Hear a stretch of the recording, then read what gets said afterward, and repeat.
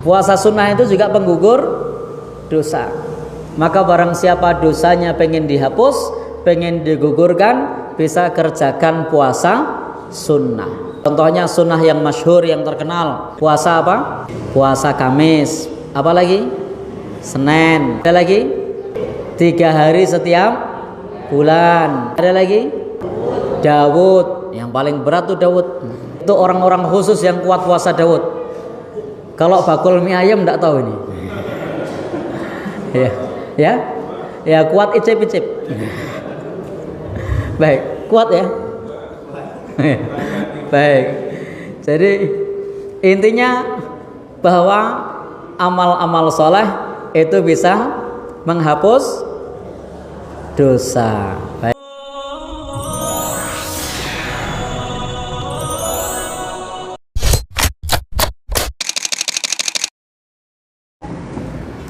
Assalamualaikum warahmatullahi wabarakatuh.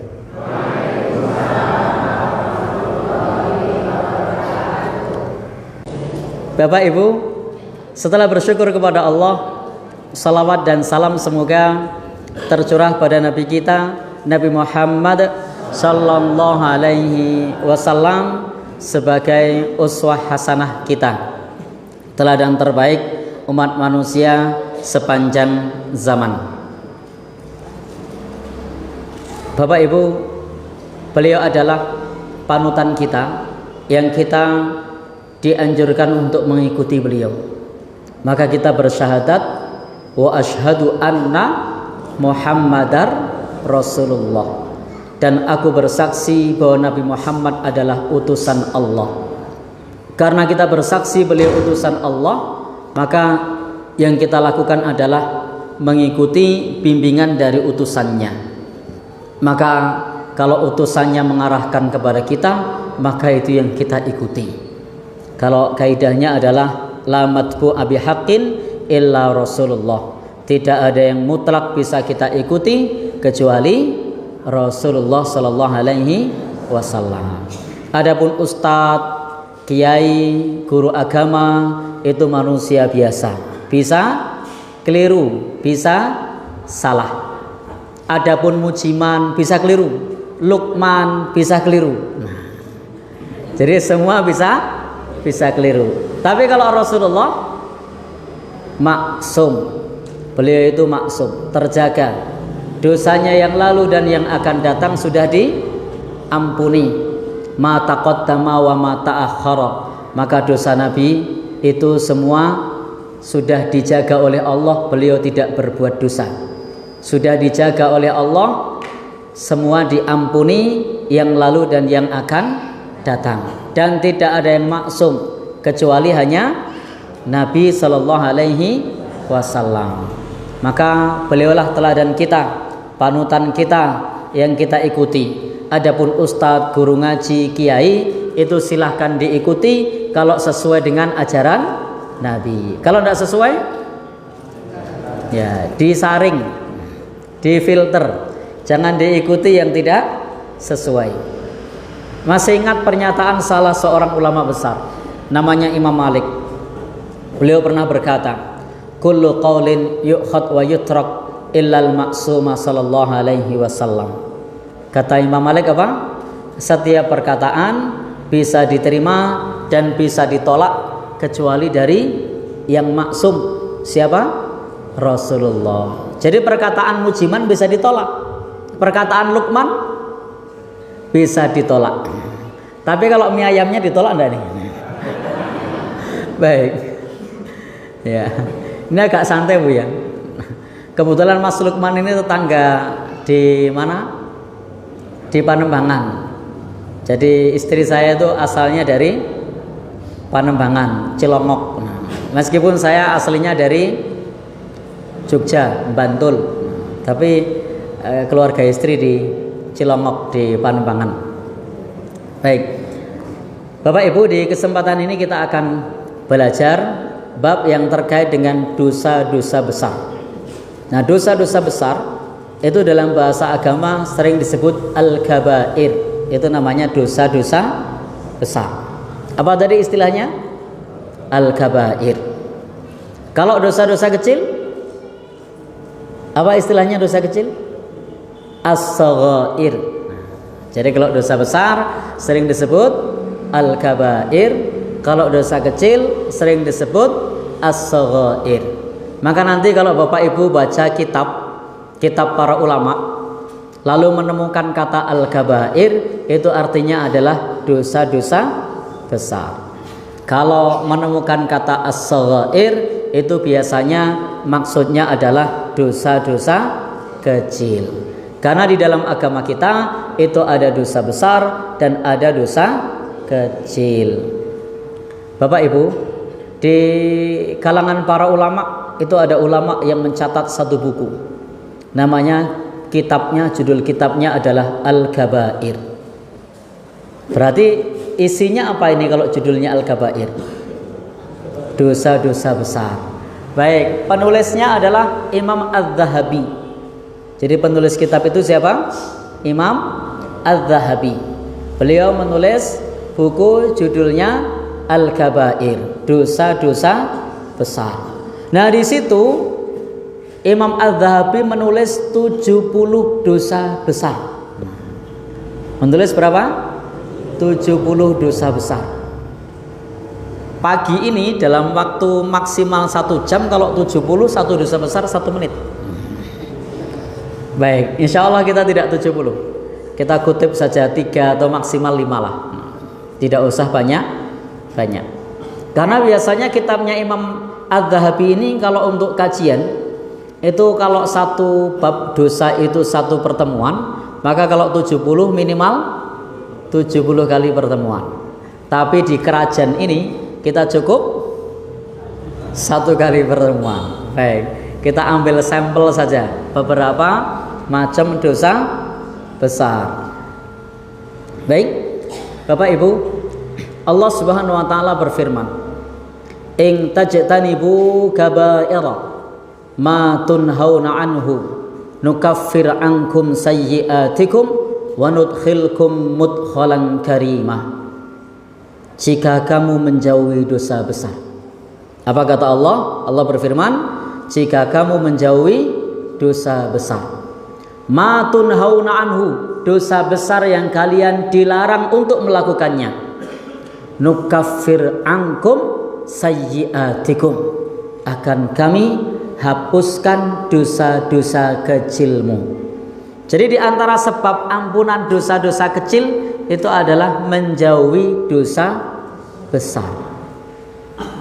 Jadi di antara sebab dosa kecil diampuni adalah menjauhi dosa besar. Wa nudkhilkum mudkhalan karimah, dan kami masukkan kalian ke tempat yang mulia. Apa itu tempat yang mulia? Surga. Jadi Allah firmankan, kalau kita jauhi dosa besar, maka Allah akan menghapus dosa kecil kita, dan insya Allah akan dimasukkan ke dalam surganya.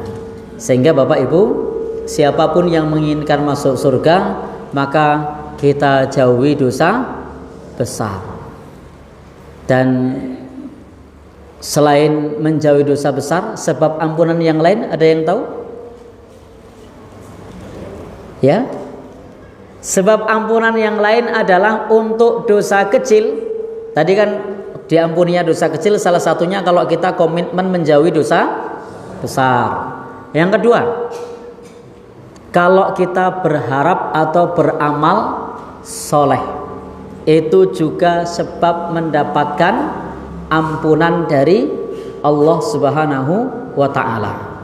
Dalam hadis qudsi Allah berfirman, "Ya bani Adam, wahai anak Adam, innaka ma ta'autani wa rajautani, ghafartu laka ala ma kana minka wala ubali."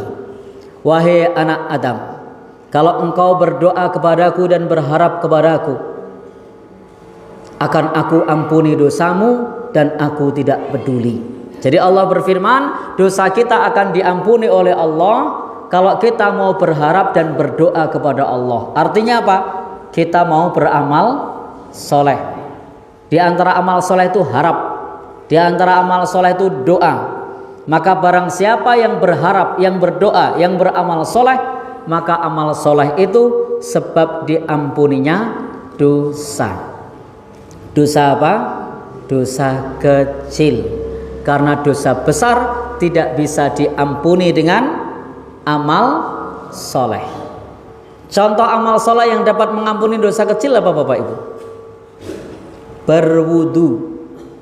Ketika kita berwudu, maka dosa-dosanya akan berguguran, akan berjatuhan min ma'a akhiri qatril ma', bersama dengan tetesan air yang terakhir. Jadi kalau Bapak Ibu berwudu, maka saat berwudu itu juga sebagai penebus, penghapus dosa. Dosa apa? Dosa kecil. Karena dosa-dosanya itu akan berguguran bersama dengan tetesan air yang terakhir. Jadi Bapak Ibu yang menginginkan dosa-dosa kecilnya runtuh, berguguran, maka kita kerjakan berwudu. Sehari Bapak Ibu berwudu berapa kali? Oh, bisa lebih. Kalau batal? Ya. Selain batal apa lagi? Duha, tahajud, ada lagi? Ya, nanti ibadah-ibadah yang lain, baca Quran dan lain-lain. Yakin, karena pada saat kita berwudu itu kita termasuk amal soleh, dan Nabi sudah mengabarkan bahwa dosa-dosanya akan berguguran min tahti atfarihi, dari bawah kuku-kukunya, ma'a akhiri qatril ma', bersama dengan tetesan air yang terakhir. Selain itu ada lagi Bapak Ibu amal soleh yang lain? Puasa sunnah. Nah, puasa sunnah itu juga penggugur dosa. Maka barang siapa dosanya pengen dihapus, pengen digugurkan, bisa kerjakan puasa sunnah. Contohnya sunnah yang masyhur, yang terkenal, puasa apa? Puasa Kamis. Apa lagi? Senin. Ada lagi? 3 hari setiap bulan. Ada lagi? Daud. Yang paling berat tuh Daud. Itu orang-orang khusus yang kuat puasa Daud. Kalau bakul mie ayam enggak tahu ini. Ya kuat icip-icip. Baik, kuat ya. Baik. Jadi intinya bahwa amal-amal soleh itu bisa menghapus dosa. Baik. Ada lagi amal yang lain yang bisa menghapus dosa?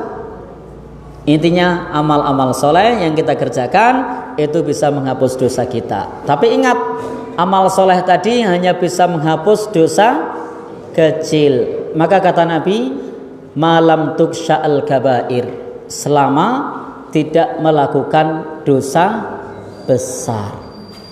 Lalu kalau dosa besar bagaimana? Caranya apa biar diampuni? Kalau dosa besar caranya gimana biar diampuni? Bertaubat. Maka disebutkan di dalam hadis ini, ya bena Adam, wahai anak Adam, laudunu buka ananas sama, wahai anak Adam, meskipun dosamu itu membumbung tinggi ke langit, ngebai langit, memenuhi langit, summastaghfartani, kemudian kamu beristighfar kepadaku, minta ampun kepadaku, bertobat kepadaku, kata Allah dalam firman-Nya dalam hadis qudsi, ghafartu laka, maka dosamu akan diampuni. Jadi untuk dosa besar biar kita diampuni, syaratnya apa? Bertaubat. Dan Nabi SAW itu setiap hari mengulang-ulang taubat. Berapa kali Nabi sehari bertaubat? Akthar min sab'ina marratan. Beliau bertobat sehari lebih dari 70 kali. Tepatnya berapa? Tepatnya mi'ata marrah. Beliau bertobat sehari 100 kali. Jadi Nabi itu sudah dijamin masuk surga, dosanya diampuni, yang lalu maupun yang akan datang. Tapi beliau bertobat sehari berapa kali? 100 kali. Beliau baca istighfar sehari 100 kali di luar setelah sholat. Nah, Padahal beliau dijamin masuk. Kita ini sudah dijamin belum? Belum. Maksum? Tidak. Okay. Dosa yang lalu sudah jelas diampuni? Belum. Yang akan datang sudah diampuni? Belum. Sudah ada yang yakin pasti masuk surga? Belum. Tapi kita istighfarnya berapa kali? Ya. Nabi istighfarnya berapa kali tadi? 100 kali. Di luar setelah beliau istighfar 100 kali. Padahal beliau adalah Nabi yang paling mulia, Asyraful Anbiya, Rasul yang paling mulia, Nabi yang paling mulia, Rasul paling mulia. Dosanya diampuni yang datang dan yang telah lalu. Dan beliau sudah dijamin masuk surga. Beliau bertobat beristighfar sehari sebanyak 100 kali. Kalau kita ini pantasnya sehari berapa kali istighfar? Ya? Iya. Mestinya kita lebih banyak apa lebih sedikit? Tapi prakteknya jujur banget jamaahnya. Baik. Jadi kita lihat Nabi itu orang yang sangat bersemangat untuk beristighfar kepada Allah Subhanahu wa taala, dan kita bisa meneladani beliau di dalam beristighfar kepada Allah. Karena dengan istighfar, dengan bertaubat, itu dosa-dosa besar bisa dihapuskan. Tanpa bertaubat, maka dosa besar itu tidak dihapuskan, kecuali cara ampunan yang terakhir. Cara ampunan yang terakhir bagaimana? Cara ampunan yang terakhir, selama kita tidak syirik, berpotensi diampuni, tetapi disiksa terlebih dahulu. Baik Bapak Ibu, ada yang mau masuk golongan ini? Ya. Kan kita maunya diampuni tanpa disiksa. Ini golongan yang terakhir ini diampuni tapi disiksa dulu. Siapa mereka? Mereka orang yang dia menjalankan dosa-dosa besar, dosa kecil juga hobi, tapi dia bertauhid, artinya tidak pernah syirik, maka berpotensi diampuni oleh Allah. Maka Allah firmankan, ya bani Adam, wahai anak Adam, kalau engkau mendatangiku bi qurabil ardi khotoya, mendatangiku dengan dosa sepenuh bumi. Jadi ketika kita ini datang kepada Allah dengan dosa sepenuh bumi, tetapi disebutkan di situ laki tani la tusyrik bihi syai'a. Ketika mendatangi Allah, la tusyrik bihi syai'a, tidak menyekutukan Allah Subhanahu wa taala sedikit pun, la ataituka bi qurabiha magfirah. Niscaya aku akan mendatangimu dengan dosamu sepenuh bumi ampunan. Jadi kalau orang itu tidak menyekutukan Allah, masih berpotensi diampuni, tapi juga berpotensi disiksa. Kenapa? Allah sudah berfirman, innallaha la yaghfiru ayyushraka bihi. Allah tidak mengampuni dosa syirik, wa yaghfiru ma duna dzalika liman yasha, dan Allah mengampuni dosa selain syirik bagi siapa saja yang dikehendaki. Jadi yang diampuni itu bagi siapa saja yang apakah kita tahu kita termasuk yang dikehendaki atau tidak? Tidak tahu. Maka kita tidak boleh menganggap enteng dosa lalu kita berkata ndak apa-apa asalkan tidak syirik. Kenapa? Karena yang diampuni oleh Allah adalah yang dikehendaki. Baik Bapak Ibu, ini sebagai mukadimah bahwa dosa itu bisa diampuni oleh Allah dengan beberapa cara. Yang pertama apa tadi? Menjauhi dosa.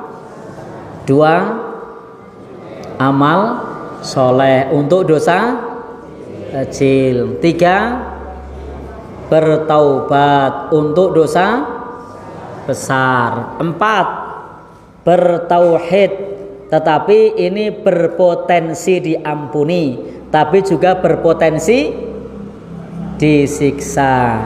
Baik Bapak Ibu, di kesempatan ini saya tadi lihat di belakang ada tulisan dosa-dosa besar yang dianggap biasa. Kita mau kutip berapa ini? Dosa-dosa besarnya 3 sampai 5 saja ya. Maksimal sampai jam berapa kita ngaji? Yakin? Sampai jam 11 setengah 12. Yakin? Kalau saya yang ceramah kuat, yang dengerin. Baik.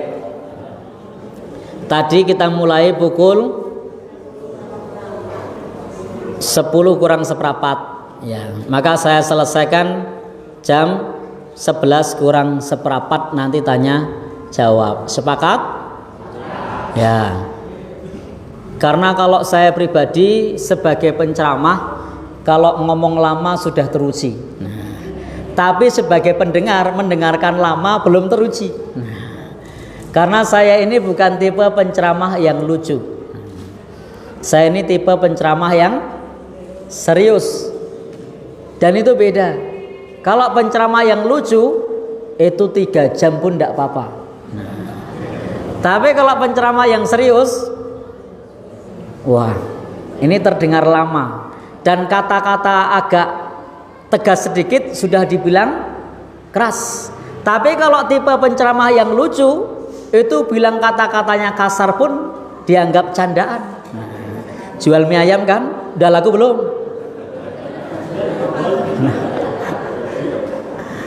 Kono didol kono. Baik. Semoga laku ya.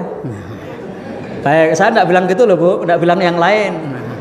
Ini hanya ilustrasi. Kalau ngelucu seperti itu pun tidak masalah nggih. Tapi kalau saya sebagai penceramah yang serius bilang gitu, kira-kira gimana? Mas Lukman mutung nanti. Baik. Insya Allah, kalau Mas Lukman ini baik kok. Tahu masa apa? Masa kecilnya ya. Baik, kita lanjutkan. Jadi kita akan bahas dosa-dosa besar yang dianggap biasa. Kita mulai dari yang pertama. Yang pertama adalah dosa besar yang dianggap biasa, sangat dekat dengan kita. Sehari-hari kita, hampir-hampir setiap kita itu suka dengan dosa besar ini. Bahkan kita tanpa terasa melakukan dosa besar ini. Dan dosa besar ini tidak bisa ditebus dengan sedekah. Dosa besar ini tidak bisa ditebus dengan sedekah. Dosa besar ini tidak bisa ditebus dengan amal soleh. Dosa besar ini tidak bisa ditebus dengan sholat. Dosa apa itu? Ya, kalau itu kan kita sudah tahu kalau itu dosa besar. Ini yang dianggap biasa. Ya, masa syirik di sini dianggap biasa? Kalau syirik jelas kita semua sudah tahu karena tidak dianggap biasa. Itu dosa besar, dosa yang paling besar adalah menyekutukan Allah Subhanahu wa taala. Itu dosa besar yang paling besar. Dari 70 dosa besar syirik, amalmu akan batal. Jadi syirik ini bukan termasuk dosa besar yang dianggap biasa, karena semua orang yang sudah muslim, apalagi warga Persyarikatan Muhammadiyah, itu sudah sama-sama tahu kalau dosa syirik adalah dosa besar yang paling besar, dan tahu kalau dosa itu tidak diampuni. Kemudian tahu pula kalau amal yang lain akan gugur, ibadah yang lain tidak akan dinilai kalau melakukan syirik. La habita anhum ma kanu ya'malun. Selain itu apa kalau melakukan syirik? Haramallahu alaihil jannah, diharamkan masuk surga. Semua sudah tahu kan? Sudah. Wa ma'wahun nar, apalagi tempatnya di neraka. Kenapa melakukan syirik? Tidak hanya di neraka. Kalau tadi haram masuk surga, lalu tempatnya di neraka, berikutnya apa? Khalidina fiha, kekal di dalamnya. Itu akibat melakukan syirik. Dan insya Allah kita semua tidak ada yang menganggap syirik dosa yang sepele, dosa yang biasa. Tapi syirik adalah dosa besar yang paling besar. Wajib bagi seorang muslim menjauhi segala bentuk sesaji, menjauhi segala bentuk tumbal, menjauhi segala bentuk persembahan untuk selain Allah Subhanahu wa ta'ala. Baik. Apa ini? Yang pertama tadi, sedekah pun tidak bisa menghapusnya. Sholat juga tidak bisa menghapusnya. Tapi sehari-hari dengan kita, bahkan kita mungkin tidak sadar melakukannya. Ghibah. Tahu ghibah? Ngerasani. Ya. Ada enggak yang anggap itu dosa besar? Ya. Ya. Kadang dianggap biasa, bahkan di forum pengajian pun kadang ngerasani kok. Guru ngajinya datang dirasani, oh ternyata cilik ya. Kayaknya di YouTube gede. Ini kok kecil ya? Baik. Jadi ghibah. Ghibah ini termasuk dosa besar. Di kitab ini ada bab ghibah sebagai bagian dari dosa besar. Ghibah itu apa toh? Ya, menggunjing, gosip. Jadi menggunjing, gosip itu ghibah. Menceritakan sesuatu yang tidak disukai oleh saudara kita. Ini disebut dengan ghibah.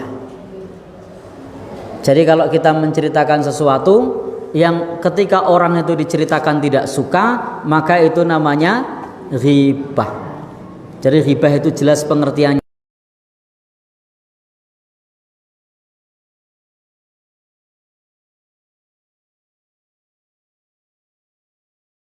Suka. Karena ketika ghibah kita ngerasani, sesungguhnya kita sudah terjatuh dalam dosa besar. Yang dosanya itu disebutkan oleh Nabi SAW, saking besarnya dosa ghibah itu, ketika Nabi SAW Mi'raj itu melihat pemandangan.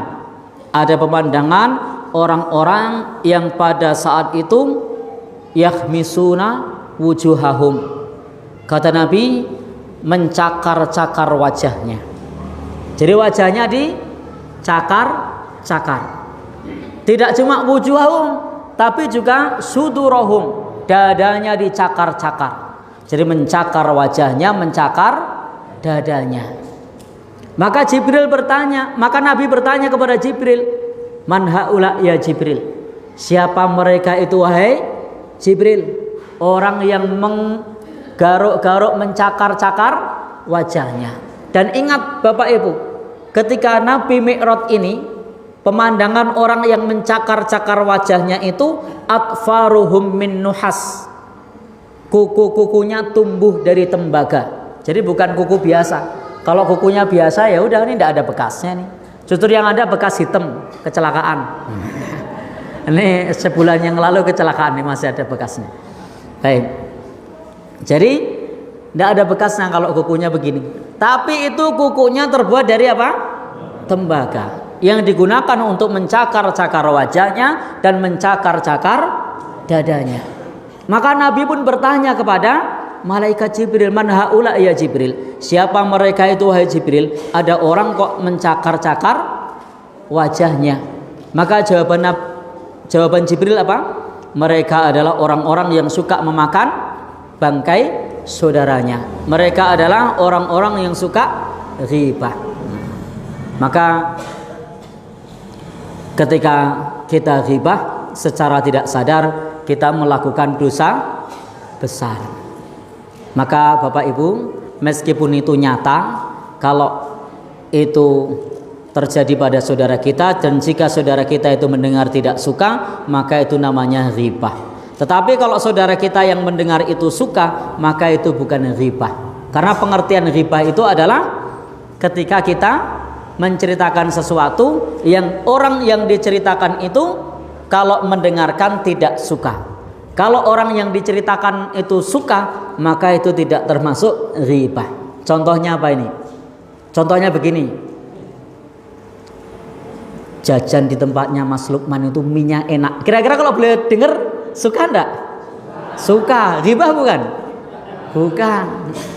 Kenapa? Karena kalau yang diceritakan itu dengar, dia suka, maka tidak termasuk riba. Tapi kalau ceritanya sebaliknya gimana? Kalau ceritanya sebaliknya, jangan ke sana, pelayanannya judes misalnya. Kira-kira yang dengar suka apa tidak? Maka itu namanya riba. Tapi kalau orang yang diceritakan itu mendengar suka, maka itu bukan termasuk riba. Contohnya tadi mengatakan pelayanannya enak, apalagi rasanya sering digratisin. Oh, fitnah. Baik. Kalau nyata ya, suka itu bukan riba. Kalau tidak nyata, baik. Jadi intinya Bapak Ibu, kita sudah tahu ya bahwa riba itu seperti itu, dan itu termasuk dosa besar, dan itu tidak bisa ditebus dengan ibadah yang lain. Itu harus bertaubat, harus minta maaf. Dan minta maaf dari riba itu bukan sesuatu yang mudah. Jadi minta maaf dari riba itu bukan sesuatu yang mudah. Kira-kira gimana cara minta maaf sama orang yang tadi diribain? Ya. Kira-kira orangnya bisa memaafkan atau malah marah? Malah marah ya. Datang ke tempatnya Mas Lukman. Mas Lukman, saya mau minta maaf. Kenapa? Kemarin saya bilang ke orang-orang kalau daganganmu ndak enak, pelayanannya lama. Oh, kamu tahu biang keroknya bikin mie saya ndak laku. Nah, kira-kira begitu apa ndak responnya? Iya, dimaafkan atau malah tambah marah? Baik, jadi ndak gampang minta maaf dari riba. Maka salah satu solusinya kalau berani minta maaf dan tidak menimbulkan mudarat yang lebih berat, maka hendaknya kita bisa bicarakan yang baik-baik. Jadi kalau kemarin sudah terlanjur membicarakan yang buruk, maka berikutnya bicarakanlah yang baik-baik. Jadi kalau sebelumnya mengatakan apa tadi? Pelayanannya ndak enak, judes, lambat, maka yang diceritakan pelayanannya enak, ramah, murah. Apa lagi? Dan lain. Maka dengan seperti itu untuk menebus dosa kesalahan sebelumnya. Jadi untuk menebus dosa kesalahan sebelumnya ngomong kelek, saiki ngomong ke apik. Ning nyoto lho, nek apik ora nyoto ya. Baik.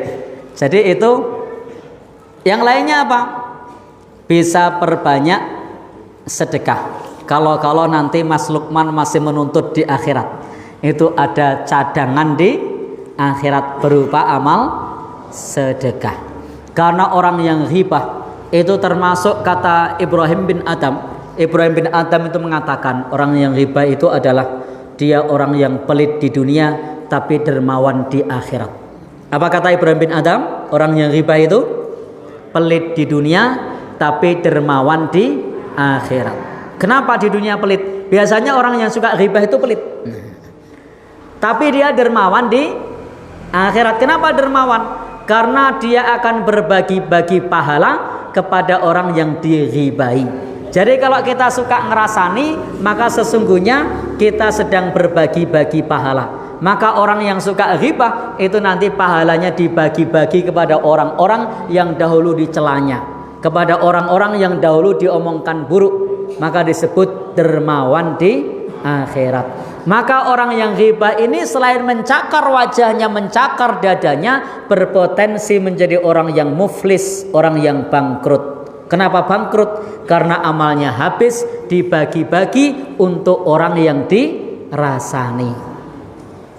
Baik, Bapak Ibu, maka nanti di akhirat itu ada orang yang datang dengan segudang amal, dengan pahala salatnya, dengan pahala puasanya, dengan pahala baca Qur'annya, dengan pahala hajinya. Tapi tiba-tiba dia dilemparkan ke dalam api neraka karena amalnya habis dibagi-bagi. Kenapa? Waqad qala hadza, dia berkata begini. Waqad syatama hadza, dia mencela begini. Waqad daraba hadza, dan dia memukul begini, dan seterusnya. Maka kemudian amalnya dibagi-bagi dan dilemparkan ke dalam api neraka. Rugi apa rugi? Ya, sadar enggak kira-kira pas ngerasani tadi kalau dosa besar? Tidak sadar. Maka namanya dosa-dosa besar yang dianggap biasa. Baik. Dan Bapak Ibu, ada siksaan yang serupa dengan orang yang ngerasani.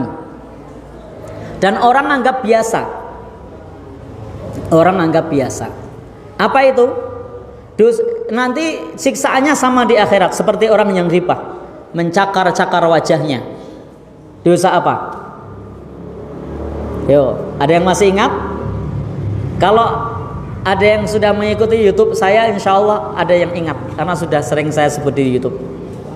Mencakar-cakar wajahnya juga selain riba.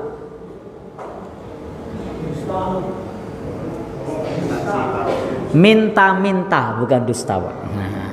Jadi minta-minta di dalam agama kita itu termasuk dosa besar.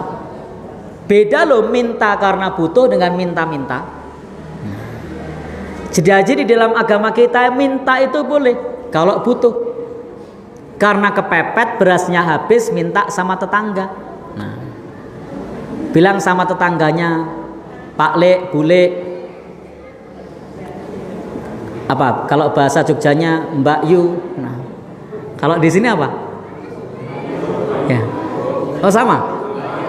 Oh iya, beras saya habis, saya minta beras, boleh enggak? Boleh, kepepet, ya kan? Enggak masalah karena kepepet. Di sini ternyata lagi kehausan, ternyata airnya habis, lalu minta lagi sama panitia, airnya habis, boleh enggak? Boleh. Ya. Enggak masalah, boleh. Tetapi ada orang, dia masih kuat, masih sehat, tapi tiap hari profesinya boleh apa tidak? Tidak. Apa kata Nabi?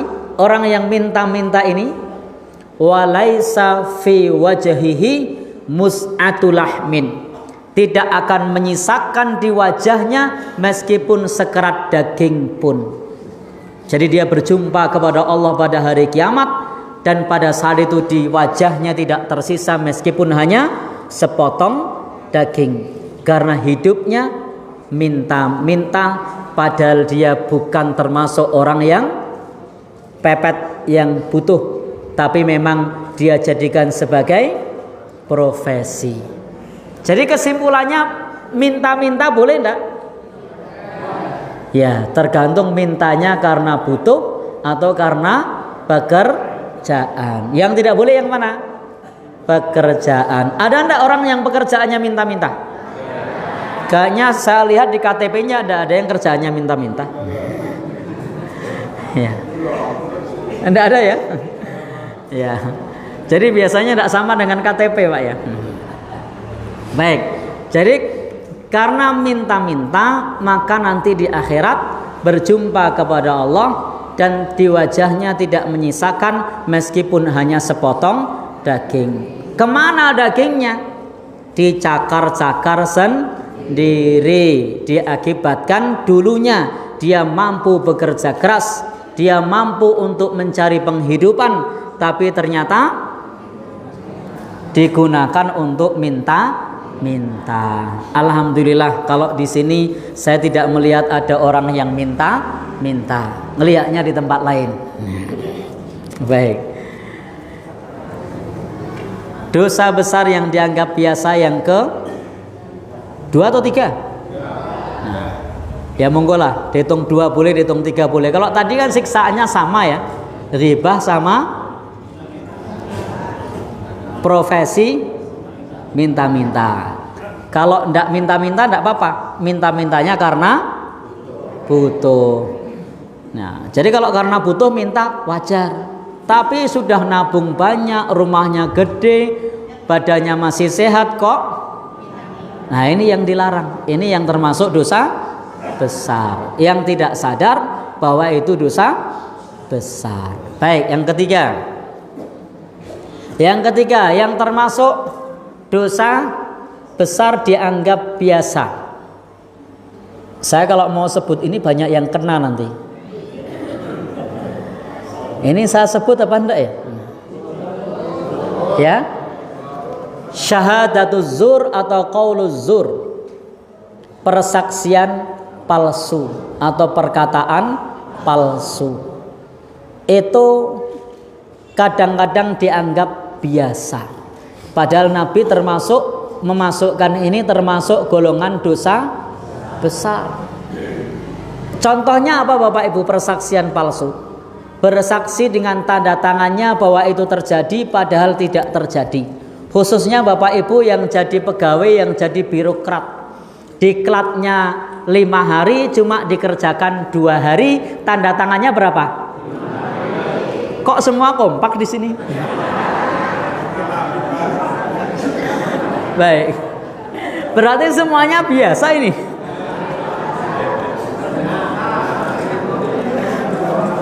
Masya Allah. Jadi gimana Pak? Oh gitu. Cari untung ya. Baik. Padahal itu persaksian palsu, perkataan palsu. Bersaksi hadir diklat tanda tangan ya. Padahal hadir enggak? Enggak. Bersaksi bahwasanya di situ ada acaranya ada enggak? Enggak. Acaranya 2 hari, terima transportnya berapa? 5 hari juga. Masya Allah. Gimana Pak? Iya. Dosa sing kepenak ya. Masya Allah. Dosa kok kepenak. Baik. Jadi memang kadang kita tidak menyadari kalau kita sudah bersama-sama mufakat bersaksi seolah-olah acara itu ada padahal tidak ada. Kadang-kadang juga bikin laporan di markup. Atasannya tahu kalau itu di markup, bawahannya tahu. Kadang-kadang malah ketika bawahannya dibuat asli, atasannya bilang jangan segini, dinaikin. Iya apa enggak? Lalu kemudian ditandatangani bersaksi bahwasanya itu terjadi, padahal terjadi apa enggak? Tidak. Itu saksi palsu apa bukan? Palsu. Datanya palsu atau asli? Palsu. Bahkan ketika enggak ada notanya, malah atasannya bilang bikinkan nota. Lah enggak ada notanya Pak, ya belilah. Gimana caranya dibuatkan yang notanya? Sehingga ada namanya nota palsu, kwitansi palsu, LPG. Kok semuanya kompak ya? Oh pernah ngalami. Baik. Ternyata pernah alami semua ya. Gimana? Oh, anteng ya. Insya Allah.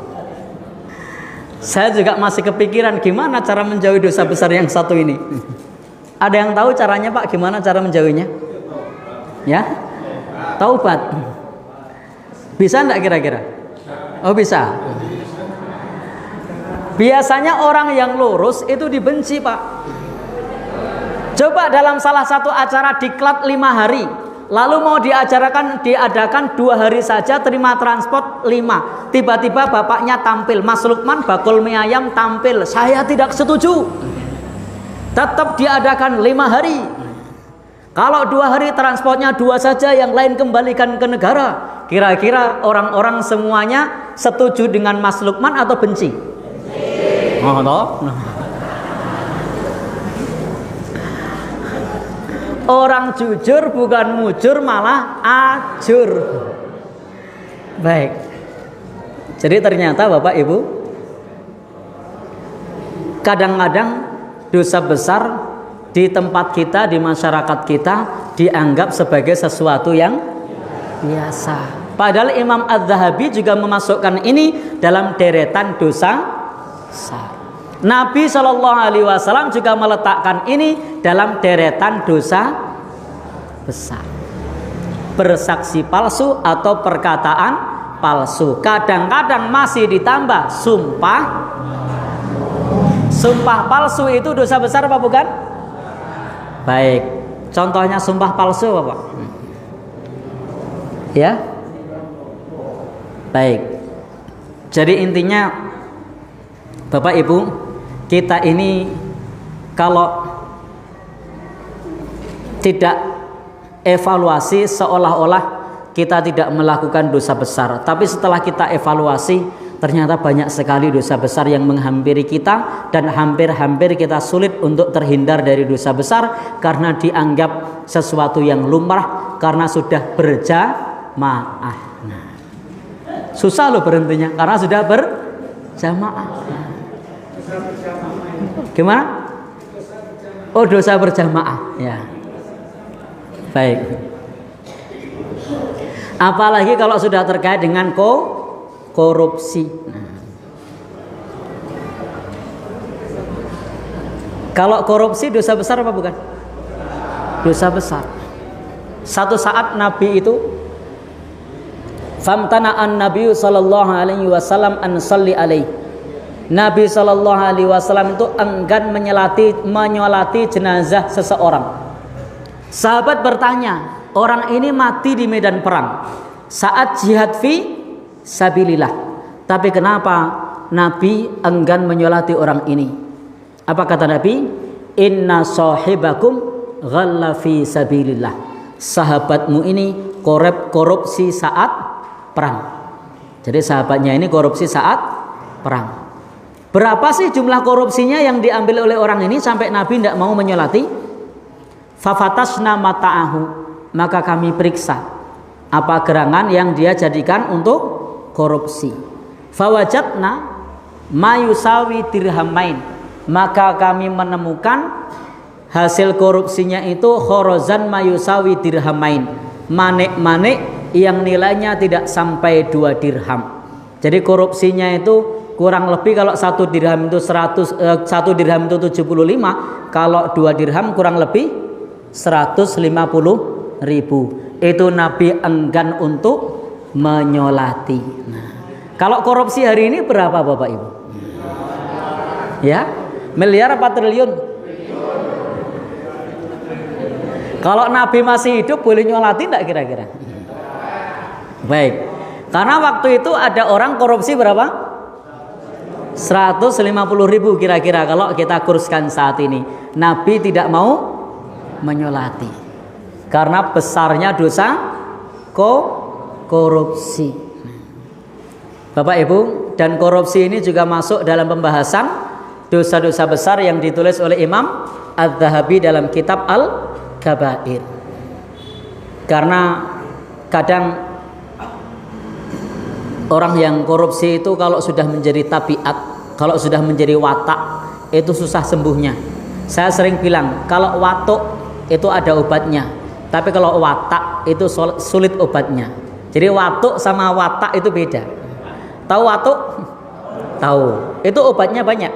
Tapi kalau watak susah. Kalau wataknya sudah korupsi, susah untuk berhenti untuk bertaubat.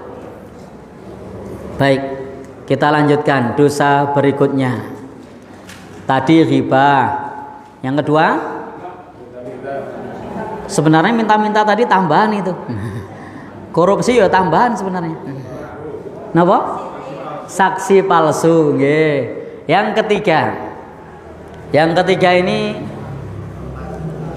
napa? Oh ya, baik. Manutlah saya nomor berapa. Yang penting belum 70 kan, jumlahnya ada 70, masih banyak cadangannya. Nah, baik. Yang berikutnya ada usul Mas Lukman. Apa? Riba. Oh, riba katanya. Udah riba. Mas Lukman loh yang bilang. Nah, dari riba termasuk dosa besar.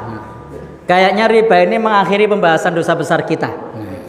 Karena maksimal sampai jam 11 kurang seperempat. Tahu riba? Riba itu kullu qardin jarra manfaatan.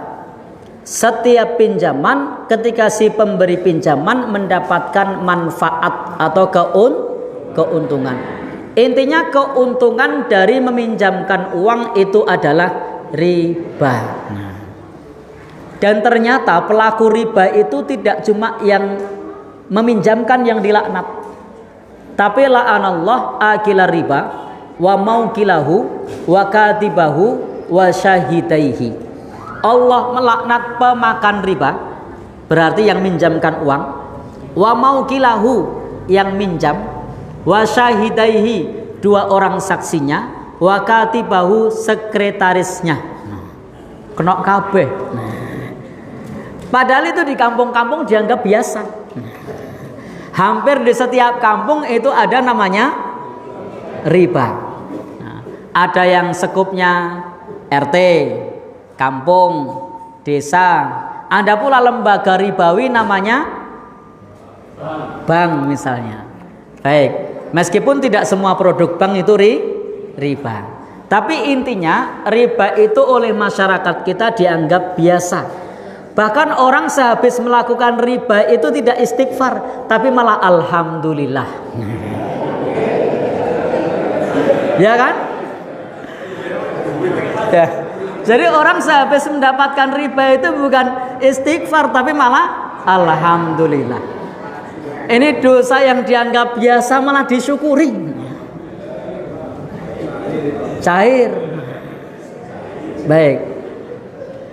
Jadi kalau dosa yang lain itu malu.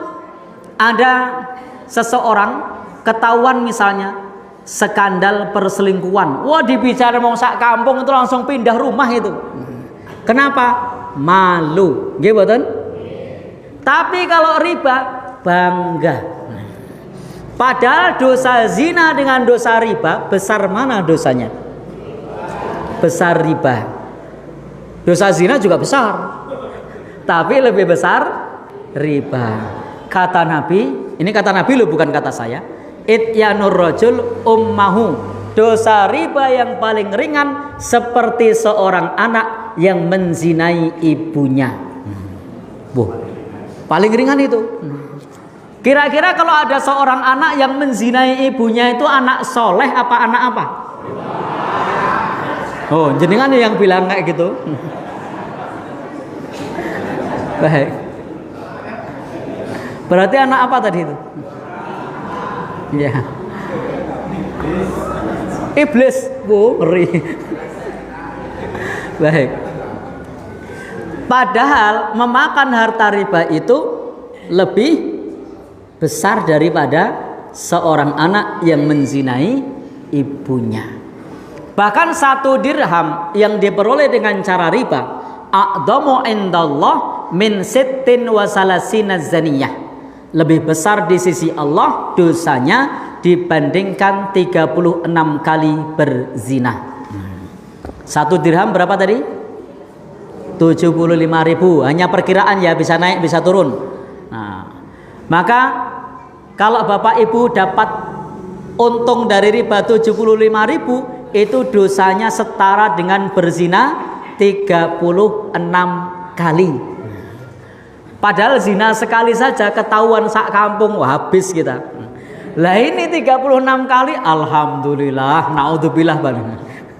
Kira-kira bilang alhamdulillah atau bilang istighfar? Ya, alhamdulillah ya. Karena dianggap biasa. Karena ekonomi masyarakat kita sudah terbiasa dengan riba, sehingga riba dianggap biasa. Seolah-olah melakukan riba itu bukan dosa. Maka Bapak Ibu, Allah firmankan di dalam Al-Quran, alladzina ya'kuluna riba la yaqumuna illa kama yaqumul ladzi yatakhabbatuhu syaitanu minal mas. Orang yang memakan harta riba itu tidak dapat berdiri kecuali seperti orang yang kesurupan setan. Al-Quran loh yang bilang, nanti dikira saya hanya menerjemahkan. Kemudian apa kata Al-Quran? Al-Quran menjelaskan kepada kita, mereka mengatakan innamal bai'u mislu riba, sesungguhnya jual beli sama dengan riba. Tapi Al-Quran mengatakan wa halallahu al-bai'a wa harramar riba, Allah menghalalkan jual beli dan mengharamkan riba.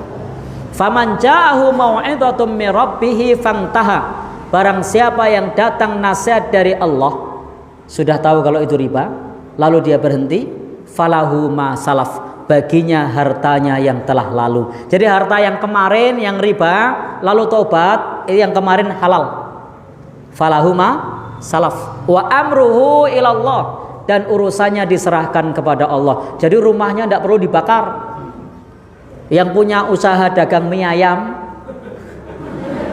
karena hasil minjam misalnya dari riba, itu tidak perlu gerobaknya dibakar, tapi diapakan? Ditobati baginya hartanya yang telah lalu. Urusannya diserahkan kepada Allah. Tapi apa kata Al-Quran ayat berikutnya?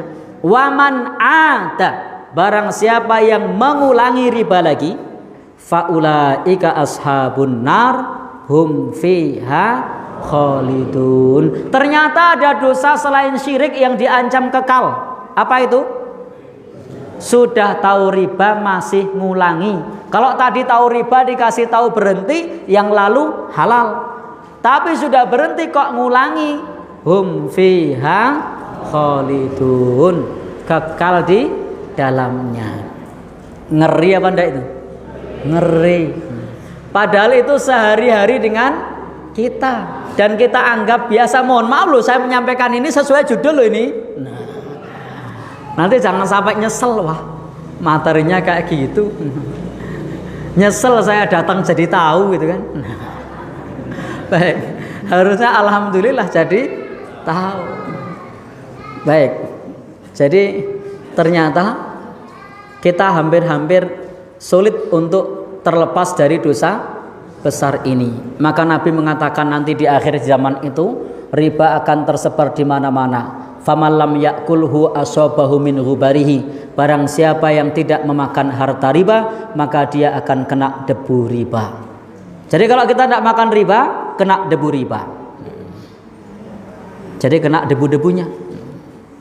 Dalam jual beli online kadang ada ribanya, tapi kita tidak bahas itu, nanti orang rampung. Karena sudah disepakati kurang seperempat nih jam yang benar. Lewat itu, jam saya belum. Ini sudah lewat. Oh ya. Baik. Baik, saya tutup. Ayat berikutnya, ya ayyuhalladzina amanu taqullah, wahai orang-orang yang beriman, bertakwalah kepada Allah, wa dzaru ma baqiya minar riba. Tinggalkanlah sisa-sisa riba, in kuntum mukminin, jika kamu termasuk orang yang beriman. Jadi kalau kita termasuk orang beriman, tinggalkan sisa-sisa riba. Kalau tidak ninggal sisa riba bagaimana? Fa illam taf'alu fa'dhanu biharbim minallahi wa rasulih.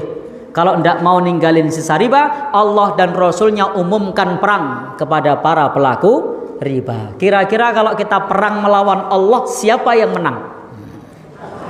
Ya, maka Allah dan Rasulnya umumkan tantang perang kepada orang yang memakan harta riba. Demikian sekilas kutipan dosa-dosa besar yang dianggap biasa. Baik, kalau di total sudah banyak itu. Kalau syirik segala dihitung, syirik tidak biasa loh itu. Dosa besar yang paling besar 2 apa tadi? Riba.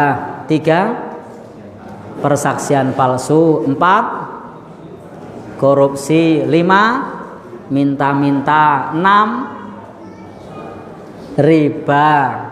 Sudah ya? Baik. Ada pertanyaan? Tidak ada, saya tutup. Saya hitung 3 kali. 1, 2, 3. Tidak ada. Baik. Silakan, monggo. Assalamualaikum warahmatullahi wabarakatuh. Waalaikumsalam warahmatullahi wabarakatuh. Ya. Yang pertama adalah kita kan bingung membaginya. Pertama sudah tradisi ada sebagai kan yang pinjam kita harian, 2 harian. Apa itu? Rentenir. Oh ya. Yang kedua, itu nyegel sama Pak.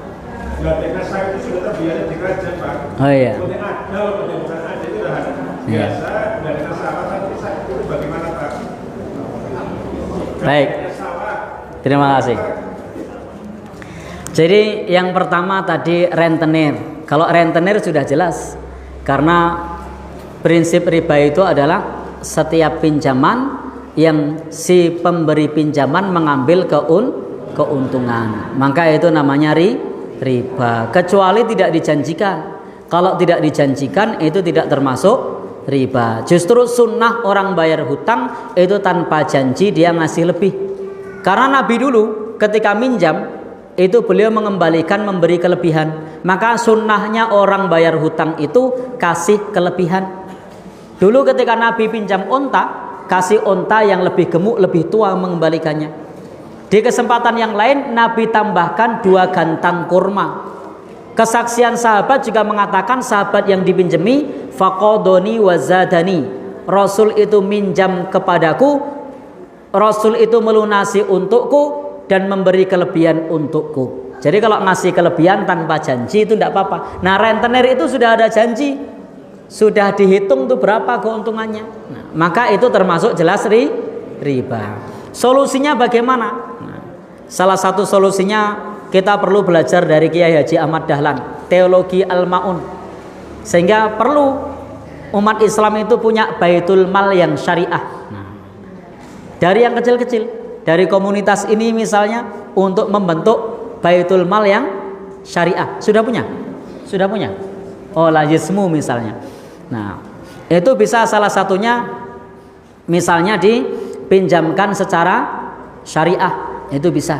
Nah, nanti untuk rincinya kita bincang-bincang tidak masalah. Tapi kalau saya jelaskan di sini nanti jadi bahas ekonomi lajismu. Nah, baik. Tapi intinya bisa dikasih solusi kalau kita bersama-sama. Yang kedua tadi menggadaikan sawah. Imam Ibnu Qudamah menyebutkan prinsip gadai, kata beliau, itu barang gadai tidak boleh dimanfaatkan. Imam Syafi'i juga mengatakan bahwasanya tidak boleh memanfaatkan barang gadai. Kemudian kaidah riba juga mengatakan kullu qardin jarra manfaatan fahuwa riba. Maka gadai sawah yang sawahnya ditanami oleh orang yang meminjamkan uang, maka hasil tanamnya termasuk keuntungan dari riba. Dan itu bahayanya lebih besar daripada lembaga bank konvensional. Dalam bank konvensional itu adanya riba, tapi dalam kasus gadai sawah itu berkumpul 3 hal jadi satu. Yang pertama adalah zalim. Kenapa zalim? Ya, karena keuntungannya besar sekali. Kalau konvensional kan kecil. Kalau ini bisa besar, sawahnya gede, untungnya gede. Apalagi kalau bertahun-tahun. Yang kedua ada gharar. Kenapa? Jatuh temponya tidak jelas. Bari barang, bali barang, bali duit. Ini bisa bertahun-tahun, tidak jelas. Kalau di bank masih jelas. 2 tahun, 3 tahun, gitu. Ada jatuh tempo. Nah, kalau gadai tidak ada, sehingga gharar. Yang ketiga ngambil keuntungan dari nanami, itu namanya riba. Jadi berkumpul 3 keburukan jadi satu. Zalim, gharar, riba jadi satu. Itu dalam akad gadai sawah. Yang benar bagaimana? Silahkan digadai surat berharganya, biarkan sawahnya tetap ditanami yang punya. Silahkan digadai BPKB-nya, motornya biar untuk kerja, tapi dibuat jatuh tempo. Nah, jadi dibuat jatuh tempo. Begitu nggih?